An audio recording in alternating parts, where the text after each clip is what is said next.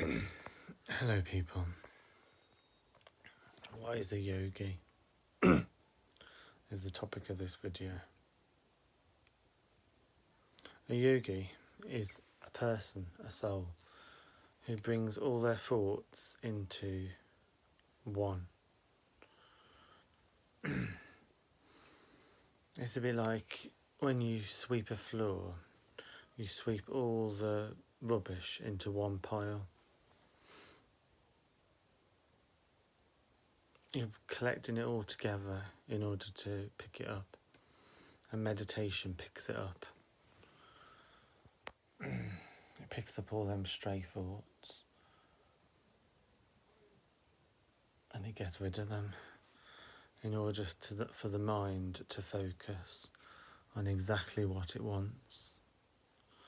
That is why when you look at the world and you look at people who are meditation instructors, you see that they're either successful or they have an army of people worshipping them.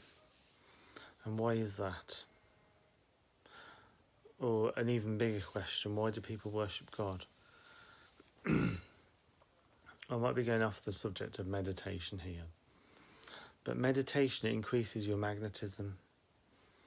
So it doesn't just clean up the stray thoughts, it also increases your magnetism.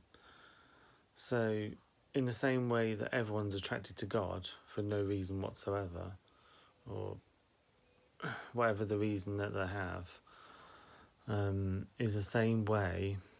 Oh, I just heard the answer to that. Peace. The reason why everyone's attracted to God for peace is because of the magnetism from the centre of the universe radiates.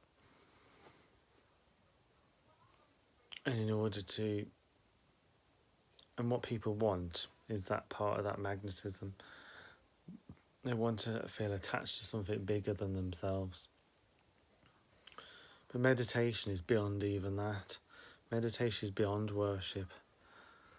You could say that worship is a smaller part or a weaker part of meditation. When people go to church, they're trying to worship something, or they're trying to worship someone. But when people sit in meditation, who are they worshipping? And yet, meditation is a more concentrated form of religion, because when you look outside of yourself, none of it can compare to what the mind is capable of doing, and that's only with 10% of mind power. So imagine what you can do with 100%. So meditation doesn't just clean up all the clutter, it also gives you sublime peace. Peace beyond all conditions. Peace beyond everything. There has been yogis, Tibetan lamas, who have sat in hospital dying, and all they've done, rather than lying there dying like other people do, all they've done is sat there giggling, probably with their headphones on, probably chanting away their mantras, and the nurses and doctors are just stunned, because they can see when everyone else dies. You see, the thing is, when everyone else dies, they can see people looking in complete and utter despair.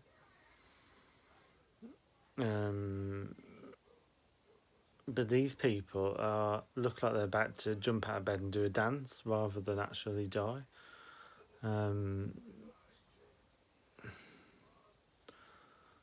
So what do you actually want from meditation is maybe peace of mind or security.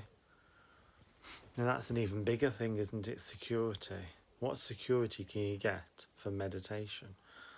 Well, meditation addresses one common question: what happens after we die? Now, everywhere we look outside ourselves, everywhere we look, there are no answers to that question, except for in religion. That's why people turn to religion. But they get disillusioned with religion because they can't find the answer. Now, in the East, for thousands and thousands of years, and in primitive times, even in this country, people knew how to connect with their inner self, with their inner heart. They knew how to connect. And this connection is the reason why yogis are often seen dancing before they die.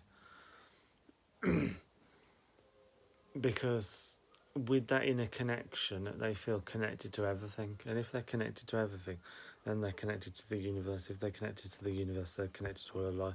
If they're connected to all of life, they're connected to all happiness.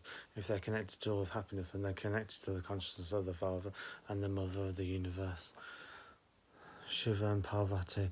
If they're connected to Shiva and Parvati, then they're connected to the Absolute. If they're connected to the Absolute, then they're connected to the source of all consciousness.